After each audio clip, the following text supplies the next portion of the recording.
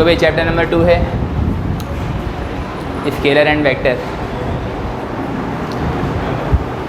अब स्केलर में बहुत सिंपल सी बातें होती हैं कि स्केलर क्वांटिटी क्या होती है, वेक्टर क्वांटिटी क्या होती है, और ये बातें पूछी नहीं जाती एग्जाम में, ठीक है ना। क्या लिखा हुआ स्केलर क्वांटिटी क्या है, जिसको डिस्क्राइब करने के लिए यूनिट और मैग्नीट्यूड चाहिए हो, ठीक है ना। A physical quantity which can be completely explained on the basis of unit and magnitude, उसको हम क्या कहते हैं, स्केलर क्वांटिटी। एग्जाम्पल के तौर पे क्या लिखा है, फोर्स है, वेलोसिटी है, एक्सेलरेशन है, सही है। यूनिट एंड मैग्नीट्यूड ये स्केलर क्वांटिटी है ना, यहाँ पे उल्टा लिखा हुआ मैंने, आप लोगों ने लिख लिया होगा। वर्क, पावर, स्पीड, और यहाँ पे क्या रहेगा, फोर्स, वेलोसिटी, एक्सेलरेशन एटसेट्रा, ठीक है। तो वेक्टर क्या होता है, जिसको डिस्क्राइब करने के लिए यूनिट, मैग्नीट्यूड और डायरेक्शन चाहिए, वो नॉर्मली क्या कहलाता है हमारे पास, वेक्टर क्वांटिटी है। वेक्टर को जो हम ऐड करवाते हैं, तो वेक्टर का चाहे एडिशन हो, चाहे सब्ट्रैक्शन हो, चाहे मल्टीप्लिकेशन हो, चाहे डिवीजन हो, उसके लिए एक बेसिक रूल इस्तेमाल करते हैं। उस रूल का नाम क्या है, अर्थमेटिक रूल, ठीक है ना। ये जो अर्थमेटिक का टर्म है, ये एक एक्चुअली ग्रीक वर्ड से आया हुआ है, ग्रीक नाउन है, that is called the arithmetic, और इसके माने एक्चुअली में क्या होता है, basic rule of addition, subtraction, multiplication and division. तो इन चारों ऑपरेशन को जब हम मैथमेटिक्स में सॉल्व कर रहे होते हैं, उसको हम कह रहे होते हैं कि अर्थमेटिक रूल हम सॉल्व कर रहे हैं। तो अरिथमेटिक रूल, ठीक है ना, जो नंबर के डिवीजन, मल्टीप्लिकेशन, एडिशन और सब्ट्रैक्शन के साथ डील करता है, उसको हम कहते हैं अरिथमेटिक रूल। तो वेक्टर चाहे ऐड हो रहा हो, चाहे सब्ट्रैक्ट हो रहा हो, चाहे मल्टीप्लाई हो रहा है, चाहे डिवाइड हो रहा हो, यानी कि वेक्टर का चाहे एडिशन ऑफ फैक्टर हो, चाहे सब्ट्रैक्शन ऑफ फैक्टर हो, चाहे मल्टीप्लिकेशन ऑफ फैक्टर हो, चाहे डिवीजन ऑफ फैक्टर हो, ये सारे रूल जो फॉलो करता है वो कौन करता है, सिंपल अरिथमेटिक रूल। तो vectors can be added, subtracted, multiply और divide by the help of arithmetic rule, सही है ना। उसके बाद क्या लिखा हुआ है, जो एडिशन ऑफ वेक्टर है, जब दो वेक्टर्स को हम ऐड करवाते हैं, फॉर एग्जांपल मेरे पास एक वेक्टर ए है, सही है, एक वेक्टर ए है और एक वेक्टर क्या है, बी। इसका कोई ना कोई मैग्नीट्यूड होगा 5 न्यूटन या सेंटीमीटर या कुछ भी, इसका भी कोई ना कोई मैग्नीट्यूड होगा 5। जब हम दोनों को ऐड करवाएंगे तो हमें एक नया वेक्टर मिलेगा r, जिसकी वैल्यू क्या होगी 10। तो जब हम दो वेक्टर्स को ऐड करवाते हैं तो उनके मैग्नीट्यूड में क्या हो जाता है, इजाफा हो जाता है। जब हम वेक्टर को रिप्रेजेंट करवाते हैं, जैसे वेक्टर ए है, इसके ऊपर क्या लगाते हैं, एरो हेड, वेक्टर बी इसके ऊपर क्या लगाते हैं, एरो हेड लगाते हैं ना। तो यहाँ पे जो एरो हेड है वो क्या शो करता है, यहाँ से ये जो इसका लाइन सेगमेंट है, ये इंडिकेट करता है मैग्नीट्यूड को, ये इसका मैग्नीट्यूड है। और यहाँ पे साथ में क्या लगा हुआ है, एरो। तो एरो किसको इंडिकेट करता है, डायरेक्शन को। तो किसी भी वेक्टर को जब हम इंडिकेशन करते हैं तो उसके ऊपर जो हम लाइन सेगमेंट लगाते हैं, उसमें लाइन सेगमेंट उसके मैग्नीट्यूड को रिप्रेजेंट करता है, और उसका जो एरो है वेक्टर की डायरेक्शन को रिप्रेजेंट करता है। तो वेक्टर ए और vector B, a vector A having a magnitude of 5 newton suppose, and another vector, that is vector b, also have 5 Newton in magnitude. When these two vectors are added, then we obtain another vector which having greater magnitude as compared to the individual. Individual के मुकाबले में उनकी मिकदार, उनका magnitude पहले के मुकाबले में क्या होता है, ज़्यादा। तो हम बोलेंगे ये रिजल्टेंट वेक्टर है इसका, या फिर हम ये कहेंगे कि ये इनका एक ऐसा वेक्टर है जो इनको सम अप करने पर हासिल हो रहा है। तो एडिशन ऑफ वेक्टर की जब हम बात कर रहे होते हैं, जब हम दो वेक्टर को ऐड करवाते हैं और एक नया वेक्टर हासिल हो, आर से रिप्रेजेंट करवा रहे हैं, आप इसको पी भी बोल सकते हैं, क्यू भी बोल सकते हैं, चूँकि नॉर्मली आर यूज़ किया जाता है रिजल्टेंट वेक्टर के लिए। यहाँ पे आर का मतलब रिजल्टेंट नहीं है, यहाँ पे आर का मतलब एक नया वेक्टर है जो इन दोनों के सम के बराबर होगा। बहुत सिंपल सी बात है कि दो वेक्टर ऐड होंगे, ठीक है ना। अगर आपके पास 2 रुपये हैं और 2 रुपये ऐड हो जाएंगे तो कितने हो जाएंगे, 4।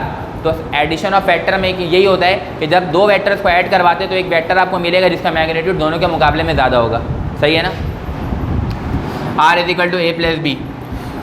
सब्ट्रैक्शन ऑफ फैक्टर जो हम करवाते हैं, subtraction of factor, addition of factor में वेक्टर की डायरेक्शन चेंज नहीं होती।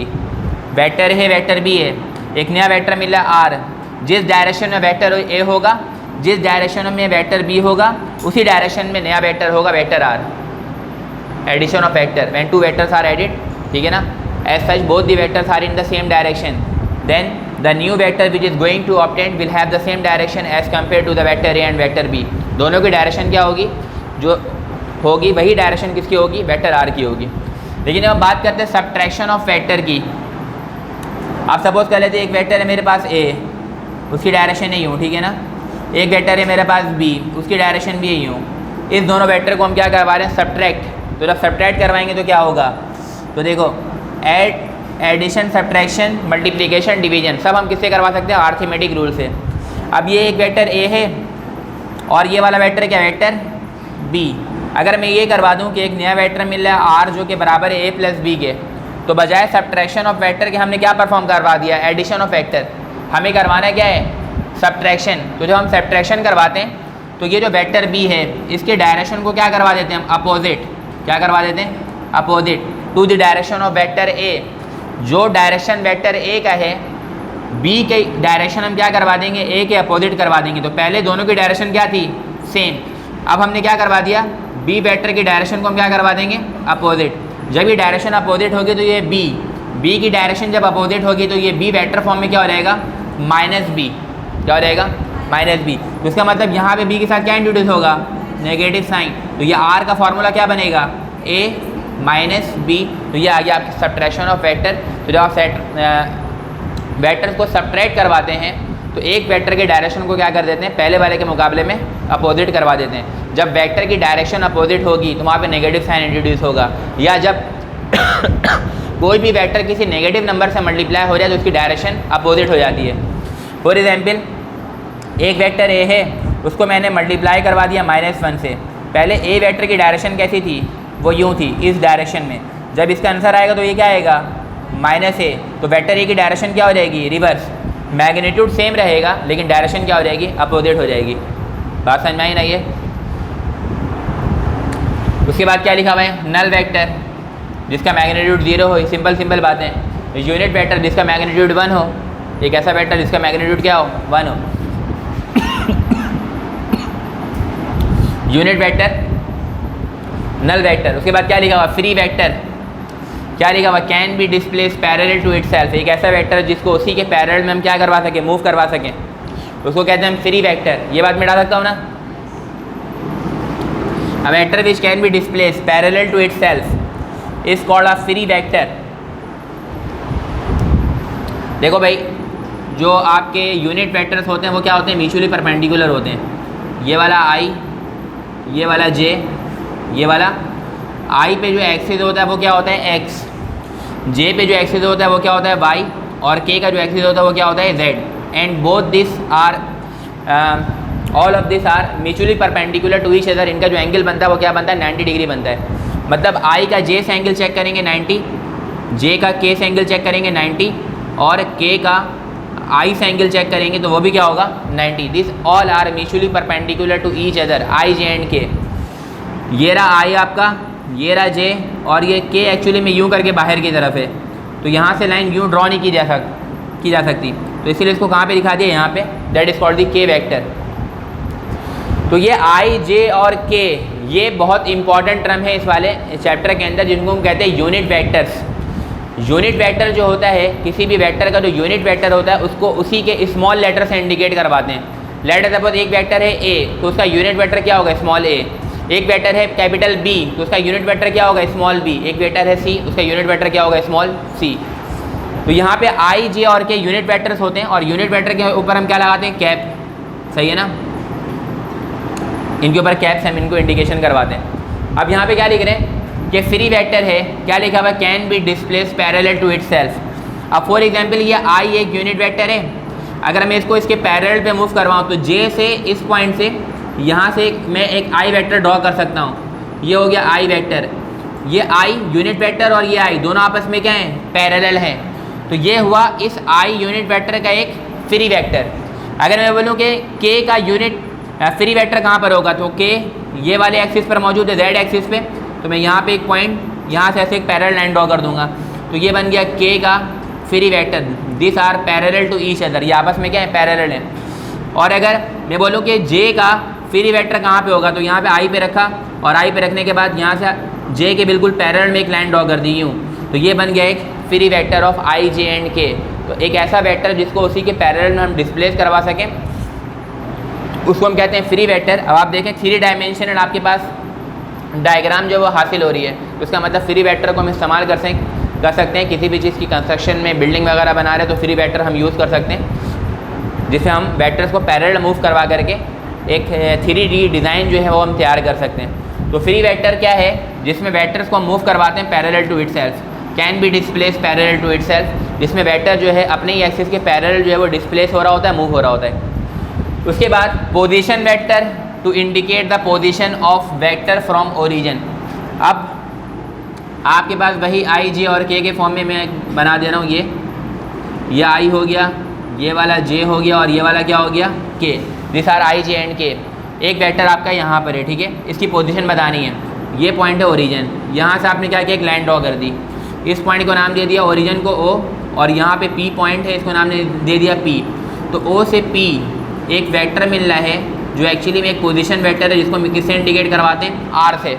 तो ये एक पोजीशन वेक्टर क्या होता है कि रेक्टेंगुलर कोऑर्डिनेट सिस्टम में, मतलब आई, जे और के जो म्यूचुअली परपेंडिकुलर होते हैं, ये यूनिट वेक्टर का रेक्टेंगुलर कोऑर्डिनेट सिस्टम कहलाता है, जिसमें किसी भी वेक्टर की पोजीशन को लोकेट करने के लिए ओरिजिन से लाइन ड्रॉ करते हैं और हम बताते हैं कि ये इसकी पोजीशन है, कि ओरिजिन से ये इतने फासले पर, इतने डिस्टेंस पर मौजूद है। बात समझ में आ रही है? तो पोजीशन वेक्टर किसी भी वेक्टर के पोजीशन को लोकेट करने के लिए हम एक्चुअली में इस्तेमाल कर रहे होते हैं। सही है भाई? उसके बाद है रिजल्टेंट वेक्टर। तो रिजल्टेंट वेक्टर क्या होता है, क्या लिखा हुआ है, the combined effect of two और मोर देन टू वेक्टर्स, दो या दो से ज़्यादा वेक्टर का कंबाइंड इफेक्ट। फॉर एग्जाम्पल, एक वेक्टर है मेरे पास ए, ये रहा, एक वेक्टर है बी, वो ये रहा, ठीक है, ये वेक्टर बी है। अब इसको मैं नाम दे देता हूँ ओ, इसको मैं नाम दे देता हूँ पी, इस वाले पॉइंट को नाम दे देता हूँ क्यू। तो ओ से पहले कहाँ गए, पी के पास, फिर पी से कहाँ गए, क्यू के पास। तो एक ऑप्शन ये भी है कि हम यहाँ से यू भी जा सकते हैं, ठीक है ना। तो ये हो जाएगा इसका रिजल्टेंट, जो कि किसके बराबर होगा, ए प्लस बी, ए प्लस बी। तो ये आ गया इसका रिजल्टेंट वेक्टर। तो रिजल्टेंट वेक्टर में सिंपल क्या होता है, दी कंबाइंड इफेक्ट ऑफ टू और मोर देन टू वेक्टर, दो वेक्टर्स या दो से ज़्यादा वेक्टर का कंबाइंड इफेक्ट। तो आर किसके बराबर आ रहा है, ए प्लस बी। जब भी हम रिजल्टेंट वेक्टर पढ़ते हैं तो उसको हम क्या याद रखते हैं, connected by head to head and tail to tail. जब भी रिजल्टेंट वेक्टर आप ड्रॉ करेंगे तो रिजल्टेंट वेक्टर का हमेशा हेड से हेड मिला हुआ होता है और टेल से टेल मिला हुआ होता है। This is called the resultant vector, जिसमें हम दो वेक्टर का कंबाइंड इफेक्ट निकालते हैं। सही है? अच्छा, यहाँ पे ये चीज़ें मिटा सकता हूँ। ये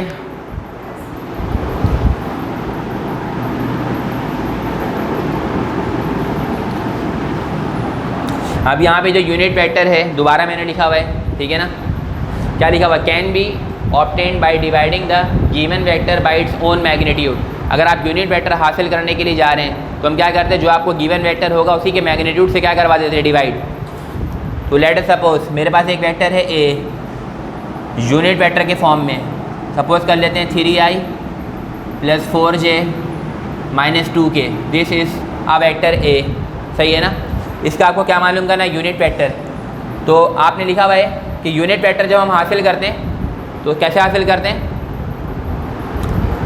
bye dividing the given vector by its own magnitude.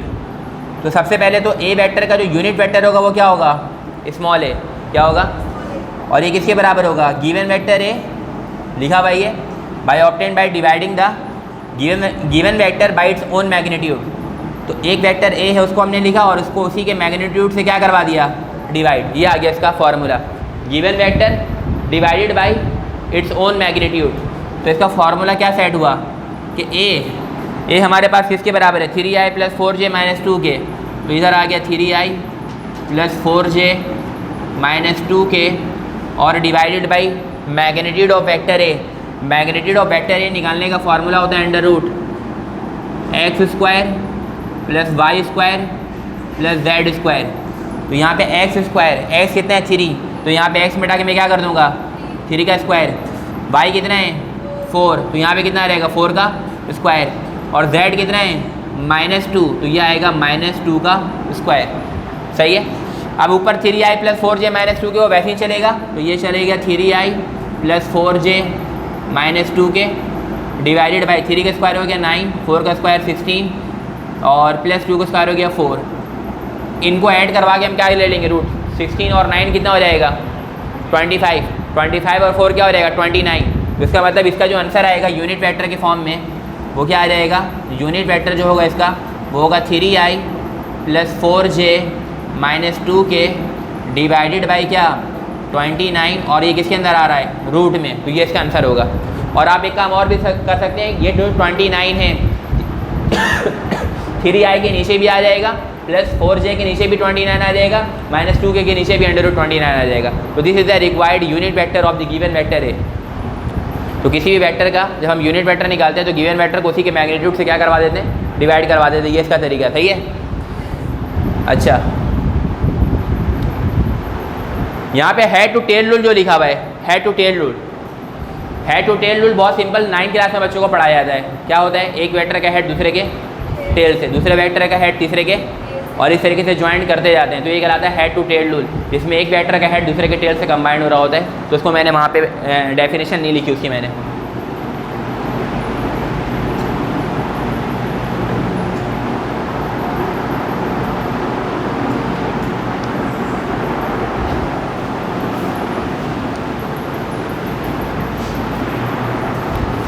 अब उसके बाद क्या लिखा हुआ है, resolution of vector and direction of a vector. क्या लिखा हुआ है, रेजोल्यूशन ऑफ अ वेक्टर, या फिर अब इसमें हम क्या करते हैं, किसी भी वेक्टर को उसके हॉरिजॉन्टल और वर्टिकल कंपोनेंट में डिकम्पोज कर देने का नाम, तोड़ देने का नाम, स्प्लिट कर देने का नाम, बिखेर देने का नाम जो है वो एक्चुअली में क्या है, रेजोल्यूशन ऑफ वेक्टर है। एक वेक्टर को उसका एक्स और वाई कंपोनेंट में डिवाइड करवा देना। तो ये किस तरीके से होगा, ये मिटा सकता हूँ। ये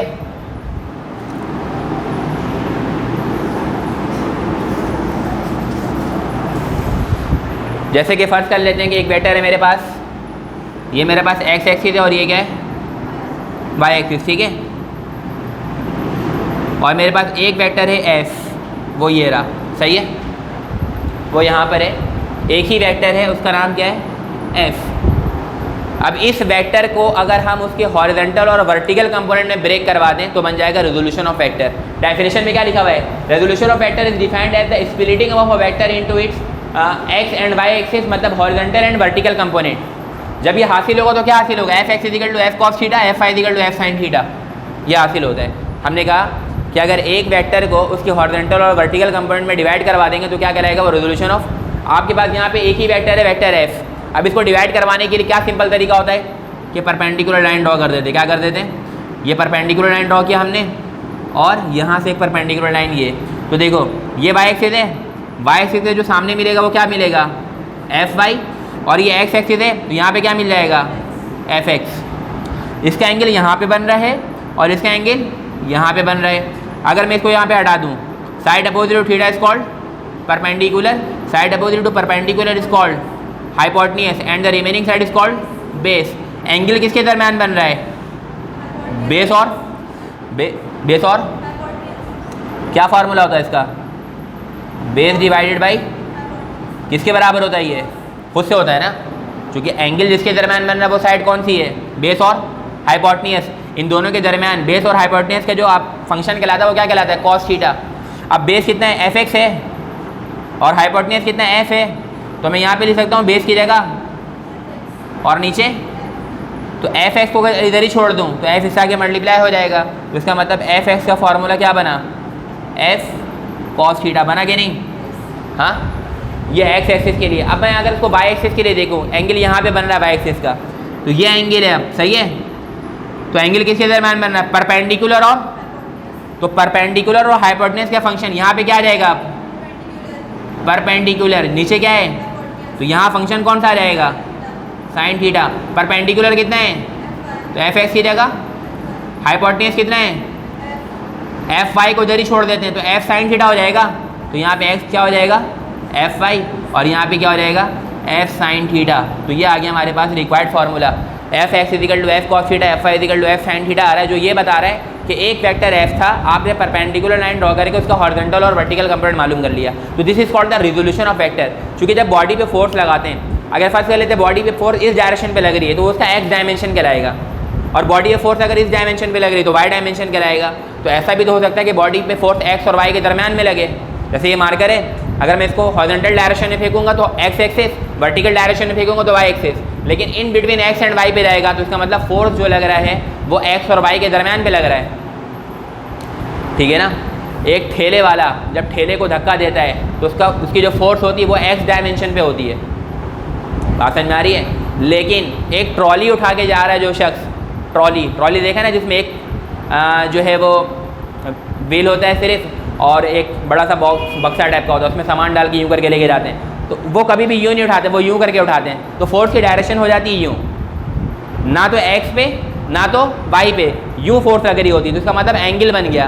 तो एंगल बन गया तो अब उसका फोर्स एक्स डायमेंशन पे भी लग रहा और वाई डायमेंशन पे। तो उसका जो हम फोर्स निकालेंगे एक्स कंपोनेंट के लिए निकालेंगे तो ये वाला फॉर्मूला यूज़ करेंगे, वाई कंपोनेंट के लिए निकालेंगे तो ये वाला फॉर्मूला यूज़ करेंगे। और डायरेक्शन ऑफ फोर्स कैसे निकालेंगे उसका, अगर फोर्स की डायरेक्शन निकालेंगे, किस डायरेक्शन पे फोर्स लगा रहा है, उसका एंगल क्या बन रहा है, वो किस फोर्स पे एंगल लगा रहा है। तो theta equal to tan inverse F y over F x. F y और एफ एक्स की वैल्यू करके यहाँ पे हम सॉल्व करेंगे तो आपके उसका एंगल आ जाएगा कि वो इस एंगल पे फोर्स लगा रहा है एक्चुअली में, ना तो एक्स पे ना तो वाई पे, तो कोई एंगल बन रहा होगा। तो उस एंगल के लिए वाला फॉर्मूला है। बात क्लियर है ये। उसके बाद magnitude of the resultant vector, magnitude of the, किसी बॉडी के ऊपर दो फोर्स ऐड कर रहे हैं तो उसका मैग्नीट्यूड कितना होगा, ठीक है ना। By using Pythagoras theorem use करते हैं हम। अगर राइट एंगल ट्राइंगल है, फर्स्ट कर लेते हैं, यहाँ पे मैं बोल देता हूँ ए,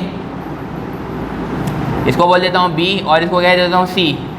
तो ए बी सी क्या कहलाएगा, राइट एंगल ट्राइंगल। पता है ना ट्राइंगल के कितने टाइप्स होती हैं, how many types of triangle are हैं। वाह भाई वाह, 1 क्लास के बच्चों को पढ़ाया जाता ही है।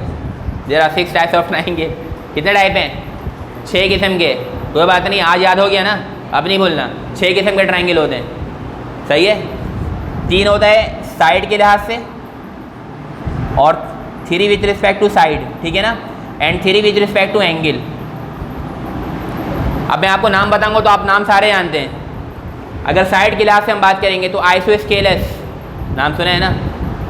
इक्विलैटरल, नाम सुना होगा। स्केलन यानी कि अनइक्विलैटरल, नाम सुना होगा।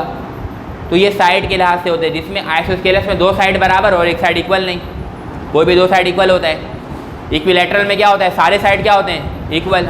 स्केलन में क्या होता है, कोई भी साइड बराबर नहीं होता। और तीसरा क्या लिखा हुआ है, 3 with respect to the angle, नाम सुना होगा आप लोगों ने। Right angle triangle, acute angle triangle, obtuse angle triangle, नाम सुना है ना। एक्यूट एक ऐसा राइट एंगल ट्राइंगल जिसमें एंगल 90 से छोटा हो। सी से एक्यूट में क्या आता है, सी, और सी से क्या होता है, छोटा। तो एक ऐसा राइट एंगल ट्राइंगल जिसमें एंगल 90 से क्या हो।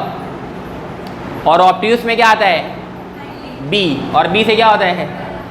तो एक ऐसा राइट एंगल ट्राइंगल जिसका एंगल जो वो 90 से क्या हो, बड़ा हो, वो ऑब्ट्यूस एंगल ट्राइंगल है। बात समझ आ गई है। और इसी तरीके से राइट एंगल ट्राइंगल दुनिया का सबसे ज़्यादा फेमस ट्राइंगल है। राइट एंगल ट्राइंगल ज़्यादातर ये पढ़ते हैं, sine theta, cos theta, tan theta, cosec theta, sec theta, cot theta, जितने भी ट्रिग्नोमेट्रिक फंक्शंस हैं, या फिर पाइथागोरस थ्योरम, सिर्फ राइट एंगल ट्राइंगल पर ही अप्लाई होता है, सही है ना।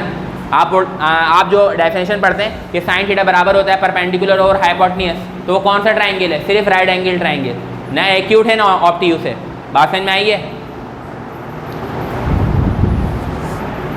तो अब हम किस बात को डिस्कस कर रहे थे, मैग्नीट्यूड ऑफ द रिजल्टेंट। तो इसका फॉर्मूला क्या होता है, F is equal to under root F x square plus F y square. क्या, एफ एक्स स्क्वायर प्लस, अब फर्स्ट कर लेते हैं कि एक फोर्स जो है वो 3 न्यूटन का है और एक फोर्स जो है वो 4 न्यूटन का है। पूछ रहे बताइए रिजल्टेंट क्या होगा। 3 का स्क्वायर कितना हो जाएगा 9, 4 का स्क्वायर कितना हो जाएगा 16, कितना हो जाएगा 25, रूट ले लेंगे, आंसर क्या आ जाएगा। तो resultant force will be 5 Newton. बात समझ में आई है। तो उसका रिजल्टेंट फोर्स कितना बनेगा, 5 न्यूटन बनेगा। एक फोर्स 3 न्यूटन, एक फोर्स 4 न्यूटन।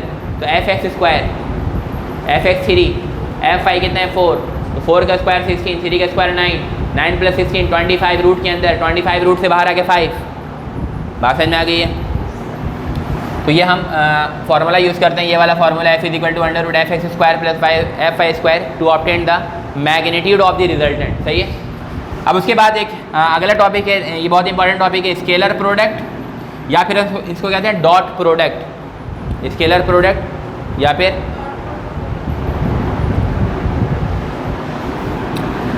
स्केलर का टर्म लगा हुआ है, इसका मतलब ये हुआ जो डॉट प्रोडक्ट होगा वो क्या होगा, प्रोडक्ट होगा, स्केलर नेचर होगा। डेफिनेशन सामने लिखी हुई, क्या, vector multiply by vector, answer is scalar. क्या है, vector multiply by vector, but the answer is इसको कहते हैं स्केलर प्रोडक्ट या डॉट प्रोडक्ट। डॉट प्रोडक्ट क्यों कहते हैं? चूँकि दो वेक्टर जो मल्टीप्लाई हो रहा होता है उसके दरमियान क्या लगाते हैं हम? डॉट, इसीलिए इसको डॉट प्रोडक्ट भी कहा जाता है। प्रोडक्ट के माने मैथमेटिक्स में होता है मल्टीप्लिकेशन, तो ये मल्टीप्लिकेशन है, यानी कि डॉट प्रोडक्ट है जो कि क्या हासिल हो रहा है? स्केलर। डॉट प्रोडक्ट से जो क्वांटिटी हासिल हो रही है वो क्या हो रही है? स्केलर। जब इसको हम क्या कह रहे हैं? Scalar product. तो इसका मतलब ये पता लगा कि जो डॉट प्रोडक्ट होगा वही स्केलर प्रोडक्ट होगा। और आपको ये बात मैंने बहुत सिंपली बताई है। क्या बताया है? कि देखो मल्टीप्लाई कौन हो रहा है? दो वेक्टर्स मल्टीप्लाई कौन हो रहे हैं, लेकिन आंसर क्या मिल रहा है? वेक्टर में भी यही होता है, दो वेक्टर मल्टीप्लाई होते हैं लेकिन आंसर वेक्टर मिल जाता है। सही है। एग्जाम्पल के तौर पे force is a vector quantity, displacement is a vector quantity, when force and displacement are multiplied then we obtain work done, and work done is a scalar quantity. है कि नहीं? मैंने बोला दो वेक्टर मल्टीप्लाई होगा, फोर्स भी vector, displacement भी vector, दोनों वेक्टर मल्टीप्लाई हुआ, लेकिन मिला क्या? Scalar quantity. Work done is scalar quantity. Work done की कोई डायरेक्शन नहीं होती है ना। और ये डॉट का साइन जब हटाते तो क्या लगा देते? तो ये फार्मूला बन गया W=FD cos theta. Complete formula है ये ऐसे होता है mod of F mod of D cos theta, ये कंप्लीट फार्मूला है। मॉड लग गया तो इसका मतलब मैग्नीट्यूड, और अगर ये मैग्नीट्यूड निकालना है तो अभी मैंने मैग्नीट्यूड के लिए फार्मूला लिखा था जब मैं यूनिट वेक्टर समझा रहा था, √x² + y² + z² बताया था ना। अब यहाँ पे देखो एक और है power. Power is the dot product of force and velocity. तो फोर्स और वेलोसिटी के दरमियान में क्या होगा? डॉट। डॉट हट गया तो क्या लगा? cos theta. तो पावर का फॉर्मूला FV cos थीटा है ना। तो पावर भी क्या है? फोर्स और वेलोसिटी को मल्टीप्लाई करने से हासिल हो रहा है। What is force? Force is a vector quantity. What is velocity? Velocity is also a vector quantity. Two vector quantities are multiply with each other, as such we obtain a scalar quantity, that is why power is a scalar product. बात समझ में आई नहीं आई? तो चाहे vector quantity हासिल करो चाहे scalar quantity हासिल करो, दोनों में वेक्टर ही मल्टीप्लाई होता है, ये बात याद रखना है। ये डिपेंड करता है मिलने वाला आंसर कैसा है। अगर स्केलर नेचर का है तो स्केलर क्वांटिटी, वेक्टर नेचर का तो वेक्टर क्वांटिटी। बात समझ में आ गई है? अब यहाँ पे कुछ प्रॉपर्टीज़ है स्केलर प्रोडक्ट की, यानी कि डॉट प्रोडक्ट की। क्या लिखा हुआ? Properties of dot product. अगर दो वेक्टर मल्टीप्लाई हों, इधर गौर से, अगर दो वेक्टर मल्टीप्लाई हों A और A, तो उनका जो आंसर होता है will be square of them. क्या हो जाएगा? उन्हीं का स्क्वायर हो जाएगा। A.A = A²। सही है। उसके बाद क्या लिखा हुआ है? अगर दो डिफरेंट वेक्टर मल्टीप्लाई हो रहे हैं A.B और एंगल कितना है? 0 डिग्री, तो खुलेगा किस में ये? A.B = mod of A mod of B cos theta. Theta कितना होगा? 0, तो cos 0 किसके बराबर होगा? 1 होगा या नहीं? तो इसका आंसर क्या आएगा? mod of A mod of B आएगा। आएगा ना। इसी तरीके से A.B mod of A mod of B cos theta. Theta कितना है? पहले 0 था, कितना है? 90। cos 90 क्या हो जाएगा? 0। तो इसका आंसर क्या हो जाएगा? A.B का 0 हो जाएगा ना। तो इसका मतलब ये कंडीशन ऑफ मैक्सिमा आ गया, ये कंडीशन ऑफ मिनिमा, जिसमें आपको वैल्यू क्या मिल रही? मैक्सिमम। A और B ये मैक्सिमम वैल्यू है और इसकी मिनिमम वैल्यू क्या मिल रही है? 0। तो इस पर एंगल कितना है? 0 डिग्री। इस पर एंगल कितना है? 90 डिग्री। सही है। उसके बाद क्या है कि अगर A.B को हम खोल रहे हैं AB cos थीटा, लेकिन अगर उनके दरम्यान का एंगल कितना है? 180, मतलब both the vectors are acting in opposite direction, then the angle will be 180 degree and cos 180 should be equal to -1। तो इसका आंसर क्या आएगा? माइनस का A × B। क्या आंसर आएगा? तो ये सब भी MCQs में पूछते हैं। If two vectors are acting in the opposite direction what should be the resultant? बताइए क्या आंसर होगा? तो आंसर ये है। अगर एंगल 0 डिग्री है तो क्या आंसर होगा? ये है। अगर एंगल 90 डिग्री तो आंसर क्या होगा? डॉट प्रोडक्ट क्या होगा? दो वेक्टर का। बात समझ में आ रही है? अब ये एक और यूनिट वेक्टर के फॉर्म में I.I J.J K. के बराबर होता है 1 के। किसके बराबर होता है? 1 के। I.I J.J K. के बराबर होता है किसके? 1 के। तो इस बात को ज़रा देखो यहाँ पर कि ये कैसे बराबर होता है 1 के। अगर मैंने यहाँ पे लिखा I.I कैसे खुलेगा? ये mod of I cos theta. अब मैं यहाँ पे एक यूनिट वेक्टर बनाता हूँ। ये वाला कौन सा? I, ये वाला J, ये वाला मल्टीप्लाई कौन हो रहा है? दो सेम यूनिट वेक्टर। तो I के साथ I हमेशा क्या होगा? पैरेलल होगा, परपेंडिकुलर नहीं हो सकता। तो इसका मतलब आई और आई का एंगल कितना बनेगा हमेशा 0 degree, parallel to each other. दो सेम यूनिट वेक्टर आपस में क्या होते हैं, पैरेलल। जब पैरेलल होंगे तो एंगल कितना होगा 0। तो मैं थीटा हटाऊंगा और क्या लगा दूंगा 0। कॉस 0 कितना 1। यूनिट वेक्टर का मैग्नीट्यूड कितना 1। आई यूनिट वेक्टर का मैग्नीट्यूड कितना 1 बनता।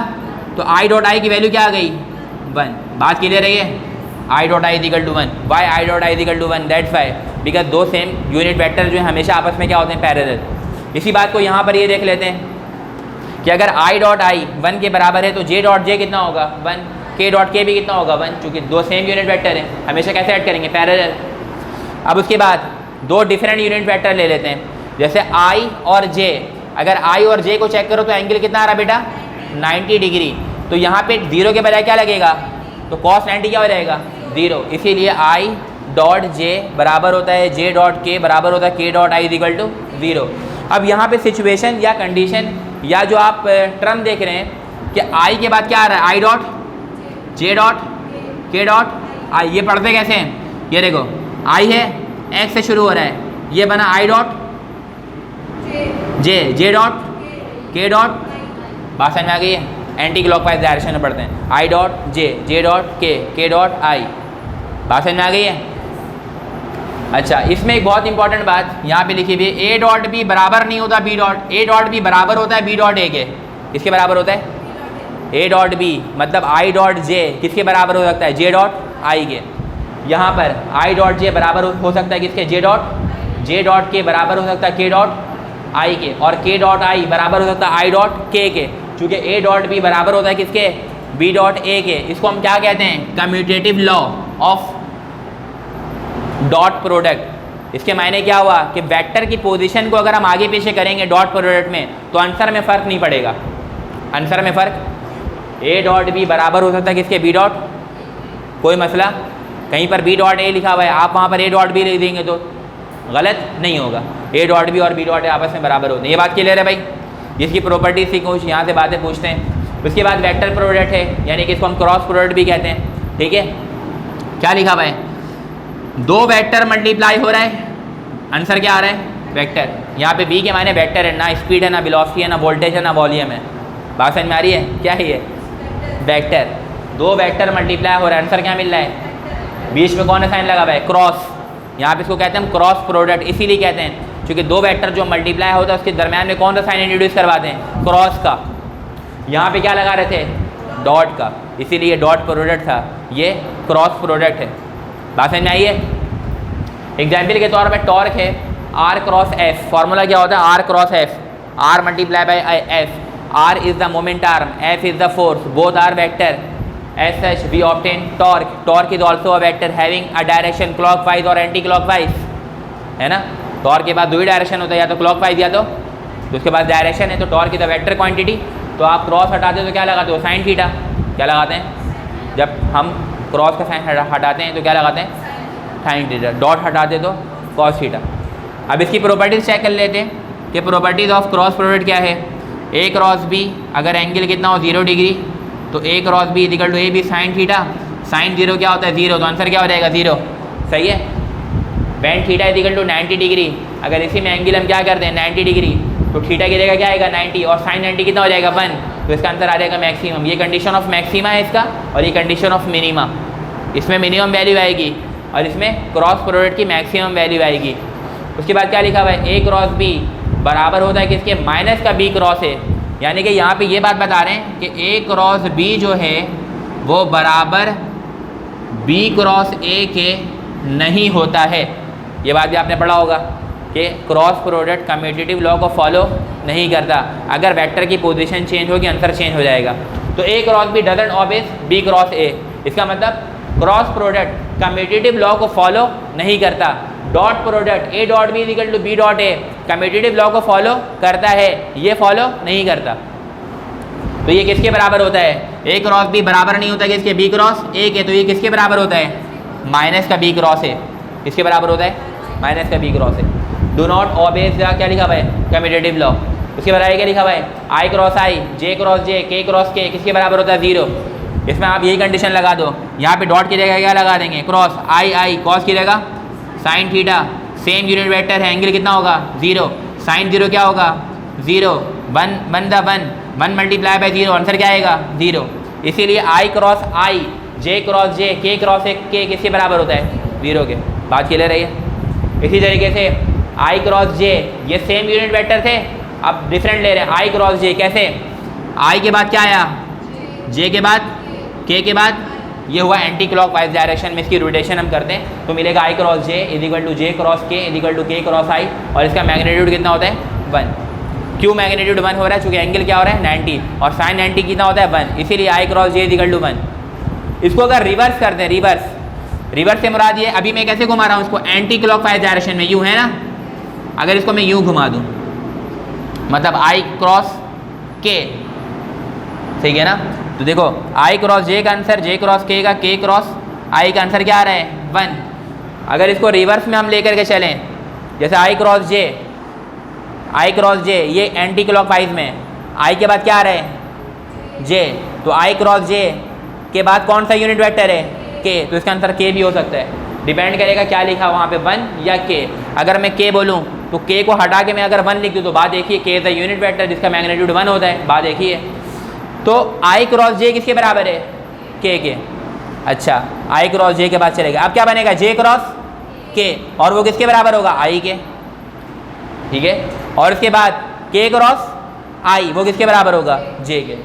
अब इसका रिवर्स मतलब आई क्रॉस जे, ये एंटी क्लॉकवाइज डायरेक्शन में रोटेशन है, इसको मैं अगर क्लॉकवाइज कर दूं तो ये कैसा हो जाएगा जे क्रॉस आई हो जाएगा रिवर्स, और हम जानते हैं आई क्रॉस जे बराबर नहीं होता जे क्रॉस आई के, तो किसका आंसर क्या आएगा माइनस का के, क्या आएगा, जैसे आई क्रॉस जे किसके बराबर है के, तो जे क्रॉस आई कितना होगा माइनस, तो जे क्रॉस के किसके बराबर है आई, ये किसके बराबर होगा के क्रॉस जे माइनस आई, के क्रॉस आई एंटी क्लॉकवाइज में रोटेशन किसके बराबर है जे, तो आई क्रॉस के क्लॉकवाइज में रोटेशन किसके बराबर होगा, या फिर यहाँ 1 भी आ सकता है 1 भी और 1 भी, यानी कि जे क्रॉस आई -1 के क्रॉस जे -1 आई क्रॉस के -1 के बराबर होता है। बात क्लियर है ये। तो ये कुछ टॉपिक्स मैंने आपसे डिस्कस किए हैं, लेकिन इसके जो अब हम MCQ सॉल्व करेंगे तो थोड़ा सा डिफरेंट चीज़ें आपको नज़र आएंगी, तो वहाँ पे समझ के सॉल्व करना जो है वो ज़्यादा ज़रूरी है। इस तरीके से इसके जब आप न्यूमेरिकल सॉल्व करते हैं थ्योरी पढ़ने के बाद तो उसमें थोड़ी सी डिफ़िकल्टीज होती हैं, इसके MCQ जब हम सॉल्व करेंगे तो MCQ ज़्यादा फोकस करने की ज़रूरत है MCQs के ऊपर अगर आपने मार्क्स लेने हैं। ये मैंने चैप्टर तो पढ़ा दिया, कुछ बेसिक चीज़ें मैंने आपसे डिस्कस कर ली कि हो क्या रहा है। इसी तरीके से अगर एरिया ऑफ, अगर आपसे पूछा जाए, एक दो चीज़ें और मेरे दिमाग में आ रही हैं कि एरिया ऑफ पैरेललोग्राम कितना होता है, area of parallelogram unit vector के फॉर्म में, तो इसका आंसर है एरिया ऑफ पैरेललोग्राम के लिए एरिया ऑफ पैरेललोग्राम, और एक होता है एरिया ऑफ ट्राइंगल, ये भी पूछते हैं कभी कभार। एरिया ऑफ ट्राइंगल क्या होता है, कितना होता है, फॉर्मूला क्या है उसका, ठीक है। तो एरिया ऑफ पैरेललोग्राम होता है, हाँ, area is equal to A cross B, ये पैरेललोग्राम का एरिया है, this is the area of parallelogram, ठीक है ना। बेस इंटू एल्टीट्यूड, क्या फार्मूला होता है general, base into altitude, base और एल्टीट्यूड, सही है। पैरेललोग्राम यूँ बनाते हैं हम, है ना, बेस ये बोला मैंने ए, एल्टीट्यूड मैंने बोला बी, तो इन दोनों का मल्टीपल ए क्रॉस बी, ये कहलाता है क्या एरिया ऑफ पैरेललोग्राम। और एरिया ऑफ ट्राइंगल, तो ट्राइंगल का जो एरिया है वो यही होता है base into amplitude, base into altitude, लेकिन क्या लगता है इससे पहले हाफ ए क्रॉस बी, ये फार्मूला किसके लिए है, फॉर एरिया ऑफ ट्राइंगल के लिए, सही है। अगर फर्स्ट कर लेते ए और बी गिवन है, आपसे पूछ रहे बताइए कि एरिया कितना होगा, what should be the area, यहाँ पे मिटा सकता हूँ ये,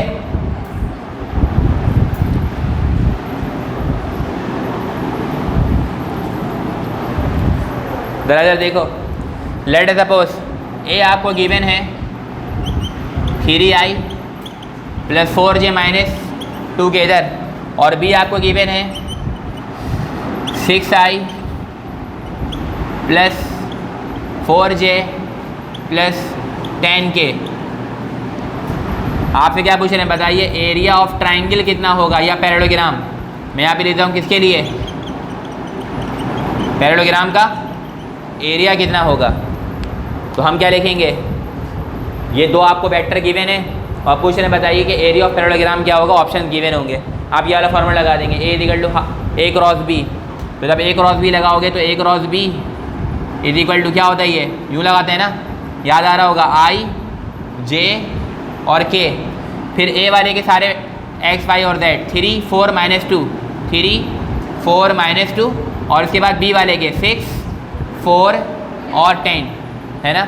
अब उसके बाद आई ले लेंगे, उसके बाद माइनस फार्मूले का लगाते हैं जे, फिर उसके बाद प्लस के, इस तरीके से ओपन करते हैं। यहाँ पे देखो ये आई है, ये और ये कैन छुपा देते हैं ऐसे करके, फर्स्ट रो फर्स्ट कॉलम, 4 10 40, यानी कि क्या बचेगा 4 4, ये समझ लो और से 4 4 -2 और क्या बचेगा 10, ये बचेगा।